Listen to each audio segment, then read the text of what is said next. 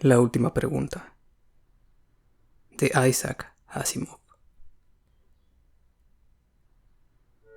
La última pregunta se hizo por primera vez, medio en broma, el 21 de mayo de 2061, en la época en que la humanidad vio la luz por primera vez.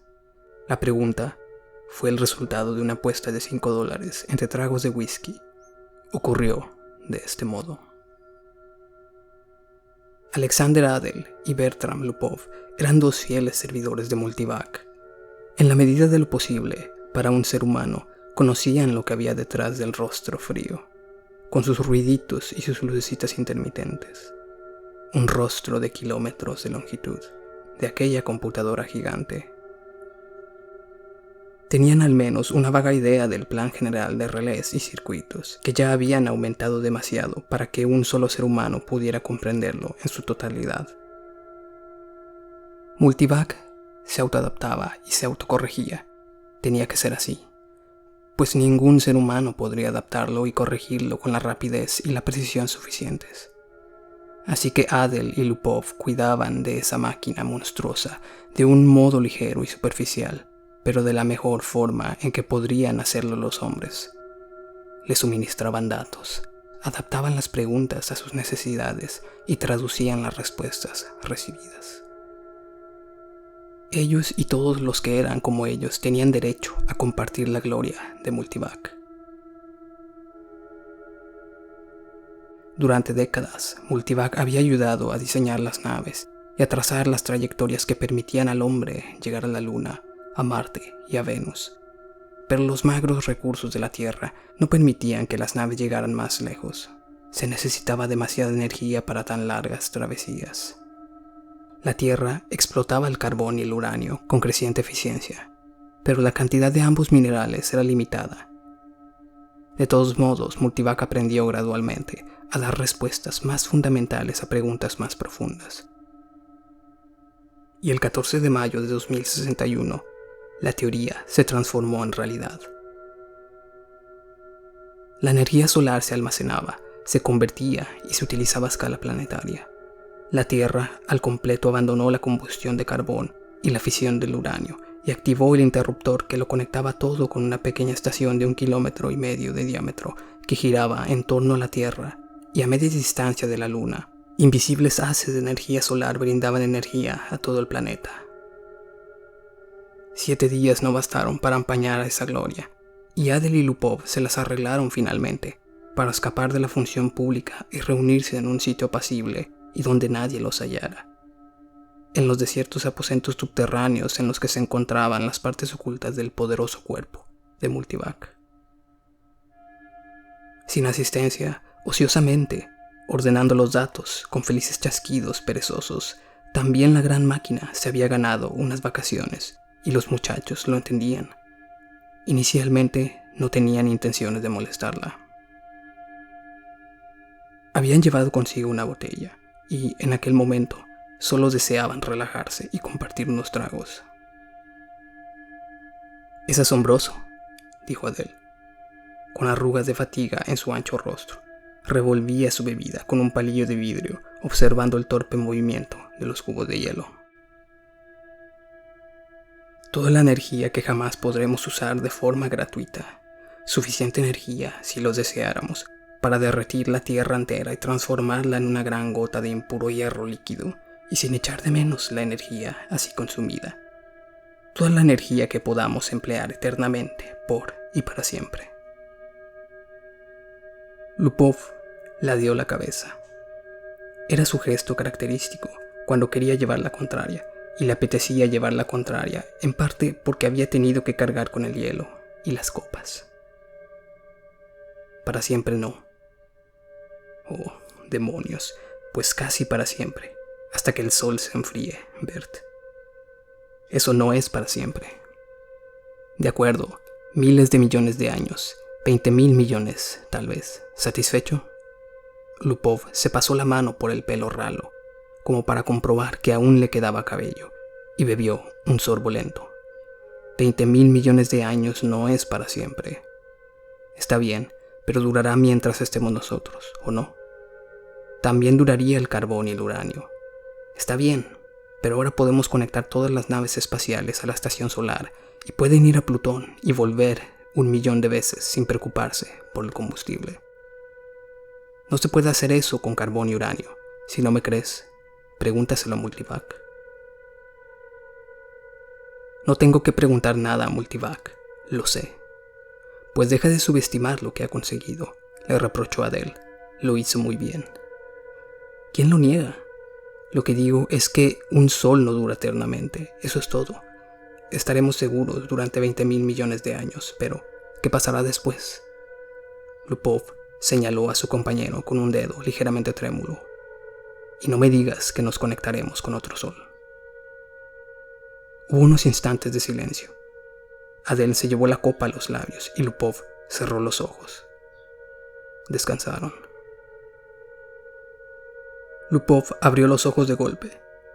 ¿Estás pensando que nos conectaremos con otro sol cuando el nuestro se haya agotado, eh? No estoy pensando. Claro que sí. Tu lógica es débil, ese es tu problema.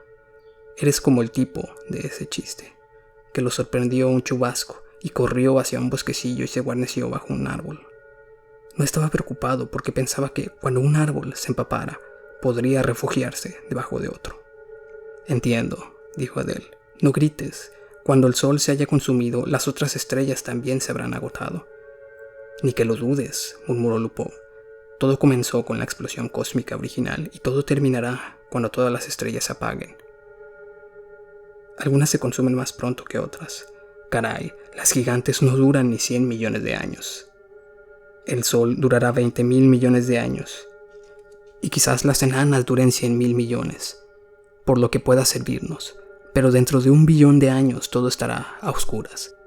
La entropía tiene que alcanzar el máximo. Eso es todo. Sé todo sobre entropía, se defendió Adele, herido en su dignidad. No sabes un cuerno. Sé tanto como tú. Entonces, sabes que todo tiene que detenerse un día. ¿De acuerdo? ¿Quién dice lo contrario? Tú, bobo. Dijiste que teníamos toda la energía necesaria para siempre. Dijiste, para siempre. Era el turno de Adele para llevar la contraria. Tal vez un día podamos reconstruir las cosas, dijo. Nunca. ¿Por qué no? Un día. Nunca. Pregúntale a Multivac. Pregúntaselo tú. Te desafío. $5 a que no se puede. Adele estaba tan ebrio como para intentarlo y tan sobrio como para unir los símbolos y las operaciones necesarias en una pregunta que, expresada en palabras, se podía enunciar, más o menos así. ¿Podría un día la humanidad, sin el gasto neto de energía, restaurar el sol a su plena juventud aún después de que haya muerto de vejez? O quizá, dicho con mayor simpleza, ¿se puede reducir masivamente la cantidad neta de entropía del universo? Multivac se quedó mudo. El lento relampagueo de luces cesó. El distante chasquido de los relés se silenció. Y, cuando los asustados técnicos creían que ya no podrían contener el aliento, el teletipo de ese sector de Multivac resucitó de golpe. Imprimió 5 palabras. Datos insuficientes para respuesta significativa. La apuesta queda anulada, susurró Lupov, y se marcharon a toda prisa. A la mañana siguiente, tanto uno como otro, con palpitaciones en la cabeza y la boca algodonosa, habían olvidado el episodio.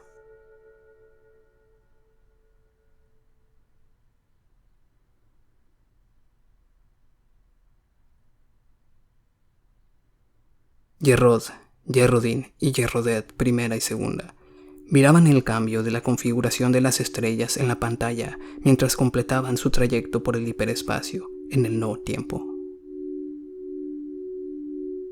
De inmediato, el uniforme polvo de estrellas cedió ante el predominio de un disco brillante en el centro. Ahí está, X-23, dijo convencido Yerrod. Se aferró la nuca con las manos delgadas y se le emblanquecieron los nudillos. Las pequeñas Yerrodets acababan de experimentar el tránsito por el hiperespacio por primera vez en su vida y aún estaban desconcertadas por esa sensación de dentro fuera. Contuvieron sus risas y corretearon en torno a la madre, canturreando. Llegamos a X23, llegamos a X23, llegamos. Silencio, niñas, ordenó Gerrodin. ¿Estás seguro, Gerrod? ¿Qué otra posibilidad hay? Gerrod miró al bulto de metal liso que había bajo el techo. Corría a lo largo de la sala y desaparecía por la pared en ambos extremos. Era tan largo como la nave. No sabía mucho sobre esa gruesa vara de metal, excepto que era un microvac y que se le podía hacer preguntas si se quería. Y, si uno no le hacía preguntas, su tarea era guiar la nave hacia un destino preordenado, alimentándose de la energía de las diversas plantas energéticas subgalácticas y computando las ecuaciones para los saltos hiperespaciales. Gerrod y su familia solo tenían que esperar y vivir en los cómodos aposentos de la nave. Alguien le había dicho que el AC del final de Microvac significaba Analog Computer, computadora analógica, en inglés antiguo, pero estaba a punto de olvidarse hasta de eso. Gerrodin miraba la pantalla con ojos húmedos. No puedo evitarlo. Me resulta raro abandonar la Tierra. ¿Por qué, santo cielo? Se impacientó Gerrod. Allí no teníamos nada. En X23 tendremos de todo. No estarás sola. No serás una pionera. Habrá más de 1 millón de personas en ese planeta. Por Dios, nuestros bisnietos buscarán nuevos mundos porque X23 estará superpoblado. Al cabo de una pausa reflexiva, añadió: es una suerte que las computadoras hayan logrado resolver el viaje interestelar, dado el modo en que se está multiplicando la raza. Lo sé, admitió Gerrodin afligida. Nuestro microvac es el mejor microvac del mundo, defendió Gerrodet primera. Gerrod le acarició el pelo. Pues claro que sí. Era agradable tener un microvac propio y Gerrod estaba contento de formar parte de su generación. En la juventud de su padre, las únicas computadoras existentes eran máquinas descomunales que ocupaban cientos de kilómetros cuadrados. Había solo uno por planeta y los llamaban AC planetarios. Habían ido aumentando de tamaño paulativamente durante 1000 años y de pronto llegó el refinamiento. En vez de transistores hubo válvulas moleculares, de modo que incluso el mayor AC planetario se podía colocar en un espacio de solo la mitad del volumen de una nave espacial. Gerrod sintió esa euforia que notaba cada vez que pensaba que su microvac personal era mucho más completo que el antiguo y primitivo multivac que llegó a dominar al Sol y casi tan completo como el AC planetario de la Tierra, el de mayor tamaño que había resuelto el problema del viaje hiperespacial y posibilitado el viaje estelar. Tantas estrellas, tantos planetas, suspiró Gerrodin, sumida en sus pensamientos. Supongo que las familias seguirán emigrando eternamente a nuevos planetas, tal como hacemos nosotros ahora. Eternamente, no, corrigió Gerrod con una sonrisa. Algún día cesará, pero solo dentro de miles de millones de años. Muchos miles de millones, incluso las estrellas se consumen. La entropía debe aumentar. ¿Qué es la entropía, papi?, chilló Gerrodet II. La entropía, cariño, es una palabra que significa la cantidad de agotamiento del universo. Todo se agota, como tu pequeño robot que hablaba y caminaba, ¿recuerdas? ¿No puedes insertarle una nueva unidad energética como a mi robot? Las estrellas son las unidades energéticas, querida. Una vez que se consuman, no habrá más unidades energéticas. Gerrodet I soltó un berrido. No las dejes, papi. No dejes que se apaguen las estrellas. Mira lo que has hecho, susurró Gerrodin, exasperada. ¿Cómo iba a saber que la asustaría?, replicó Gerrod en otro susurro. Pregúntale a Microvac, gimió Gerrodet I. Pregúntale cómo encender de nuevo las estrellas. Hazlo, le aconsejó Gerrodin. Eso las calmará. Gerrodet II también rompió a llorar. Gerrod se encogió de hombros. Vamos, chiquillas, se lo preguntaré a Microvac. No se preocupen, él nos lo dirá. Hizo la pregunta y añadió: imprime la respuesta. Gerrod ocultó el trozo de delgado celofilme y manifestó jovialmente: «Veamos. Microvac dice que se encargará de todo cuando llegue el momento, así que no se preocupen». «Y ahora, niñas», dijo Gerrodin, «es hora de acostarse. Pronto estaremos en nuestro nuevo hogar». Gerrod releyó las palabras del celofilme antes de destruirlo. Datos insuficientes para una respuesta significativa. Se encogió de hombros y miró a la pantalla. X-23 estaba a poca distancia.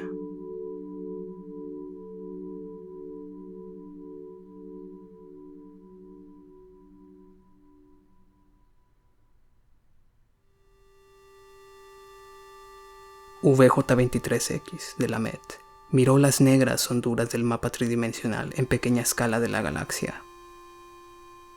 «Me pregunto si no somos ridículos al preocuparnos tanto por el asunto», dijo.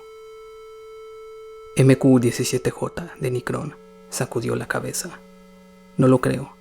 Sabes que la galaxia estará llena dentro de 5 años, con el actual índice de expansión». Ambos aparentaban poco más de 20 años. Ambos eran altos y de formas perfectas.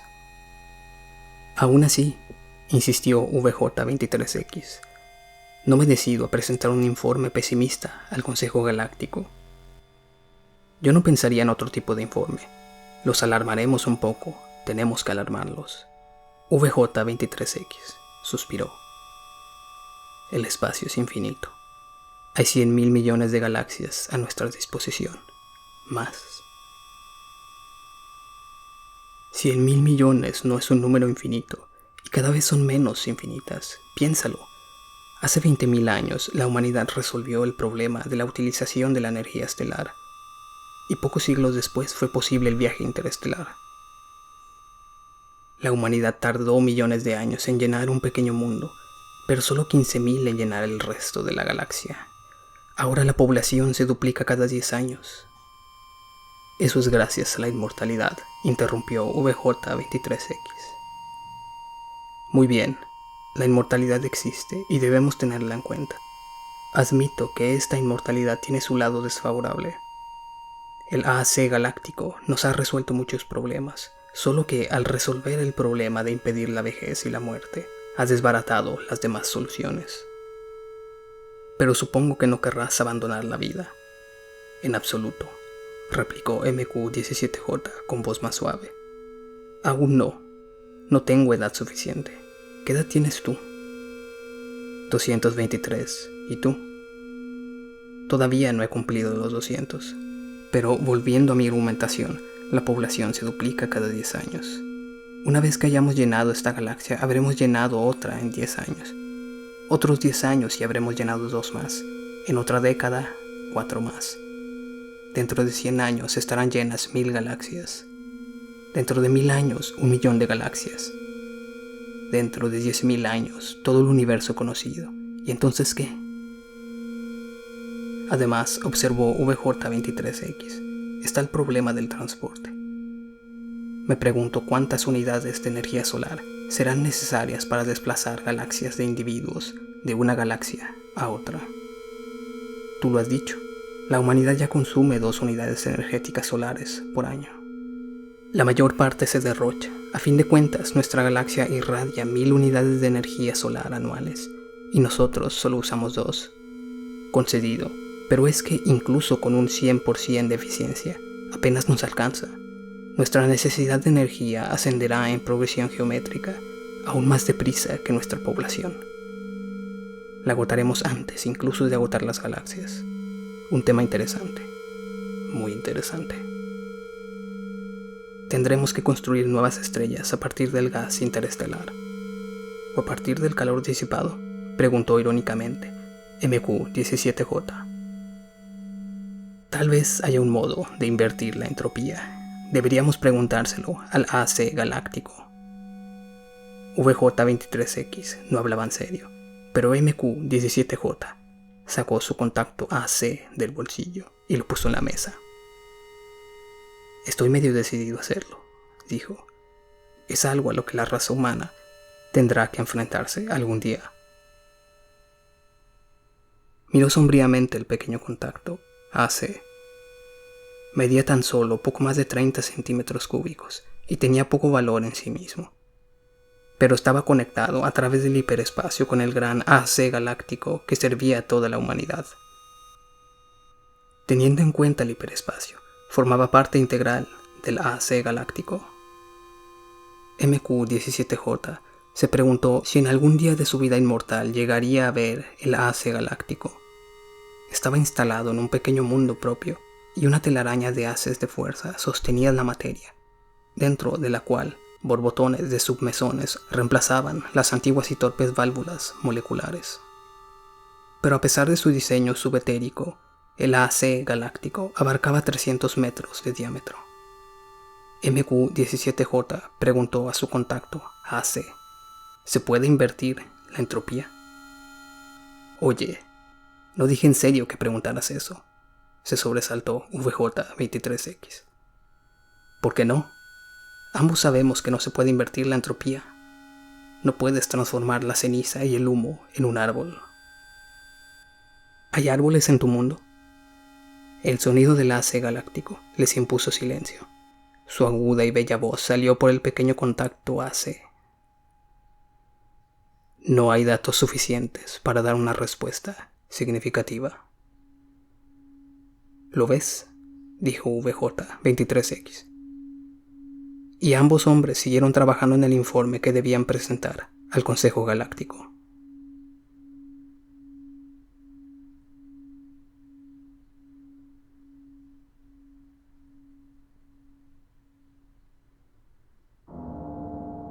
La mente de Z' escrutó la nueva galaxia con un débil interés en el sinfín de manojos de estrellas que la salpicaban. Nunca la había visto antes. ¿Alguna vez las vería todas? Eran muchas y cada una de ellas con su carga de humanidad, una carga que era casi un lastre. Cada vez más la verdadera esencia de los hombres se hallaba allí, en el espacio. Mentes, no cuerpos. Los cuerpos inmortales permanecían en los planetas en suspensión a través de los milenios. En ocasiones despertaban para realizar una actividad material, pero eso era cada vez más infrecuente. Pocos individuos nuevos nacían para unirse a esa muchedumbre increíblemente grandiosa. Pero, ¿qué importaba? El universo tenía poco lugar para individuos nuevos. Z' se despertó de su ensoñación al toparse con los brumosos zarcillos de otra mente. Soy Z'. ¿Y tú? Soy de Sub-1. ¿Tu galaxia? Solo la llamamos galaxia. ¿Y tú? Nosotros llamamos igual a la nuestra. Todos los hombres llaman galaxia a su galaxia. ¿Por qué no? Es verdad, dado que todas son iguales. No todas. La raza humana debió de originarse en una galaxia en particular. Eso la vuelve distinta. ¿Cuál es?, preguntó Z'. No lo sé. El AC universal lo sabrá. ¿Se lo preguntamos? De pronto siento curiosidad. Las percepciones de Z' se ensancharon hasta que las galaxias se encogieron y se transformaron en un polvo nuevo y más difuso contra un fondo mucho más vasto. Cientos de miles de millones con sus seres inmortales y todas con su carga de inteligencias y con mentes que vagaban a la deriva por el espacio. Y sin embargo, una de ellas era única por ser la galaxia original. En el borroso y distante pasado, una de ellas había atravesado un periodo en el que era la única galaxia habitada por el hombre. Z' se moría de curiosidad por ver esa galaxia. Así que exclamó: AC universal, ¿en qué galaxia se originó el género humano? El AC universal oyó, ya que en cada mundo y a través del espacio tenía sus receptores alerta, y cada receptor conducía por el hiperespacio, hasta un punto desconocido donde el AC universal se mantenía a buen recaudo. Z' sabía únicamente de un hombre cuyos pensamientos hubieran penetrado dentro del alcance sensorial del AC universal. Y mencionó solo una esfera reluciente de medio metro de diámetro y difícil de ver. ¿Pero cómo es posible que el AC universal solo sea eso?, había preguntado Z'. La mayor parte, fue la respuesta, está en el hiperespacio. No puedo imaginar qué forma ha cobrado allí. Y nadie lo imaginaba, pues hacía tiempo que había pasado el día en que algún hombre participó en la construcción de un AC universal. Cada AC universal diseñaba y construía a su sucesor, y todos, durante su existencia de 1 millón de años o más, acumulaban los datos necesarios para construir un sucesor mejor, más complejo y más capaz, donde se ocultaban su bagaje de datos y su individualidad. El AC universal interrumpió las divagaciones de Z', no con palabras, sino con una orientación. La mentalidad de Z' fue orientada hacia el borroso mar de galaxias, y una de ellas se magnificó hasta que se distinguieron las estrellas. Llegó un pensamiento, infinitamente remoto, aunque infinitamente diáfano. Esta es la galaxia original del hombre. Pero a fin de cuentas era igual que cualquier otra, y Z' contuvo su desilusión. De Sub 1, cuya mente había acompañado a la otra, dijo de pronto: ¿y una de esas estrellas es la original del hombre? El AC universal respondió: la estrella original del hombre entró en nova. Ahora es una estrella enana blanca.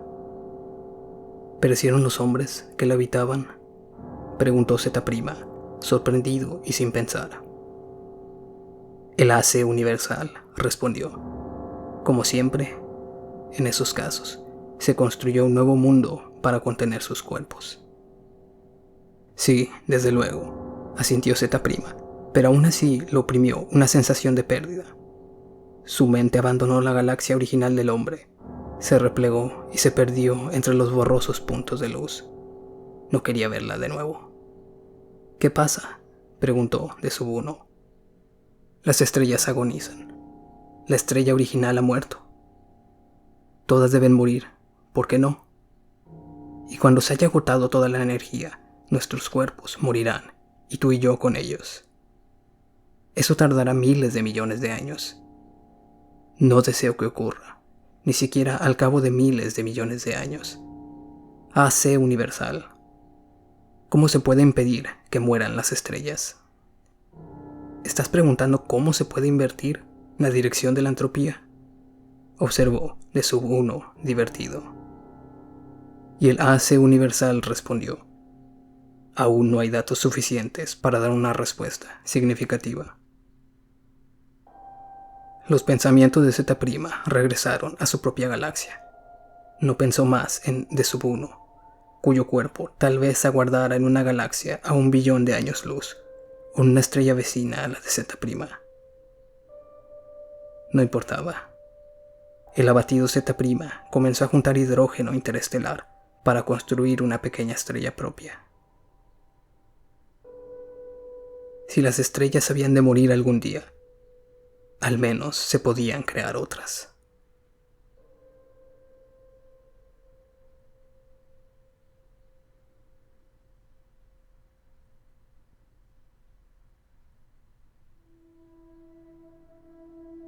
El hombre cavilaba consigo mismo, pues en cierto modo el hombre era mentalmente uno. Abarcaba millones de billones de cuerpos inmortales, cada cual en su sitio, cada cual inmóvil e incorruptible, cada cual atendido por autómatas perfectos, igualmente incorruptibles, mientras las mentes de esos cuerpos se fusionaban libremente entre sí, indistinguibles. El universo agoniza, dijo el hombre. Miró a las opacas galaxias. Las derrochadoras estrellas gigantes habían desaparecido tiempo atrás, en lo más remoto del remoto pasado.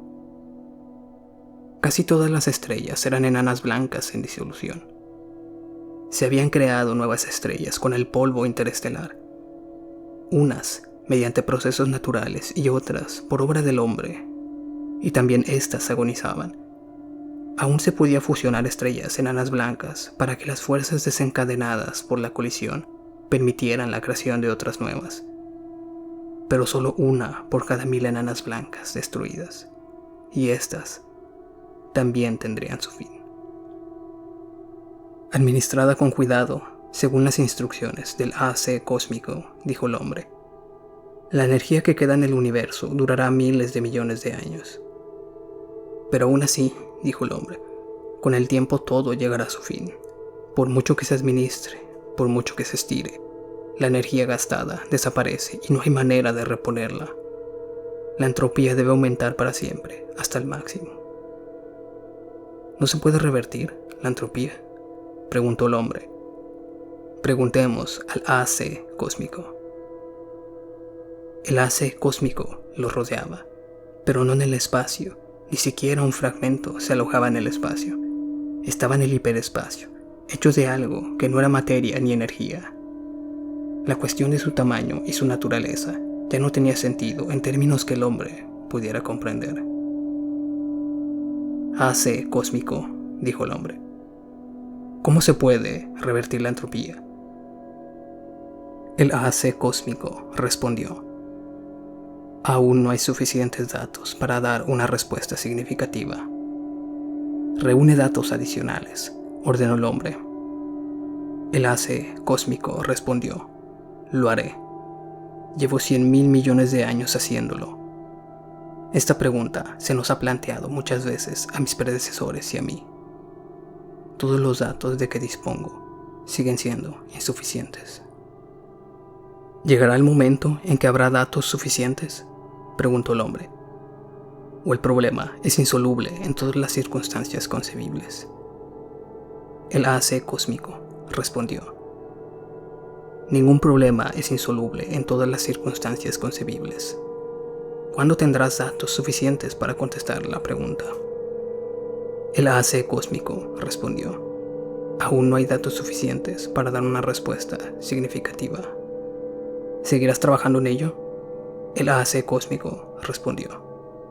Lo haré. Esperaremos, dijo el hombre. Las estrellas y las galaxias murieron y se apagaron, y el espacio se ennegreció al cabo de 10 billones de años de agotamiento.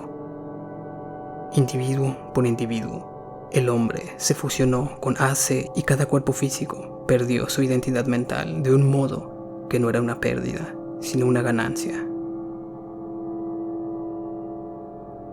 La última mente humana hizo una pausa antes de la fusión, oteando un espacio que incluía solo los vestigios de una última estrella oscura, rodeada de materia increíblemente fina, agitada al azar por los restos del calor que descendía asintomáticamente hacia el cero absoluto. ¿AC es el fin?, preguntó el hombre. ¿No se puede revertir este caos para recobrar el universo? ¿No es posible? El AC cósmico respondió. Aún no hay datos suficientes para dar una respuesta significativa. La última mente humana se fusionó y solo existió AC en el hiperespacio.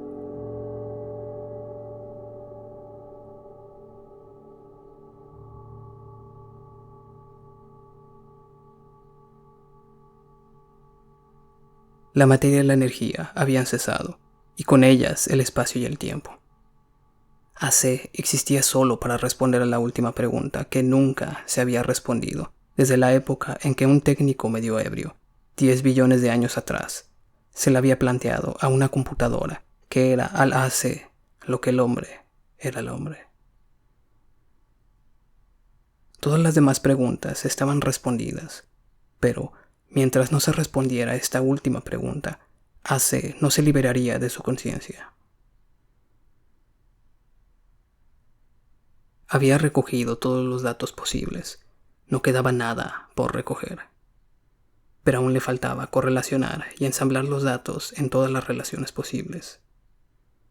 Consagró un intervalo atemporal a esa tarea, y así aconteció que AC aprendió a revertir la dirección de la entropía, solo que ya no había ningún hombre al cual AC pudiera darle la respuesta a la última pregunta, no importaba. La respuesta, por demostración, se encargaría de eso también. Durante otro intervalo atemporal, AC pensó en el mejor modo de hacerlo. Cuidadosamente organizó el programa. La conciencia de AC abarcaba todo lo que alguna vez había sido un universo y cavilaba sobre lo que ahora era el caos.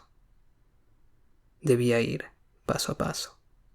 Y AC dijo: hágase la luz. Y la luz se hizo.